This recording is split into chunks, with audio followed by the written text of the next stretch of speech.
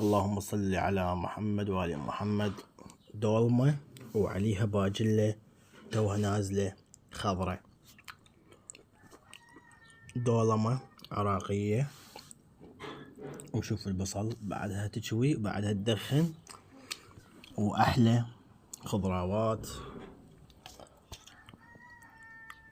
وهذا التفاح، وهذا الفجلون الخضرة الزينة، وهاي الجدرية اللاجعة. مثل ما تشوفون اخواني اعزائي، اليوم جمعة والصلاة على النبي، ناكل دولمة لاجعة. نعم، وسهمكم العافية.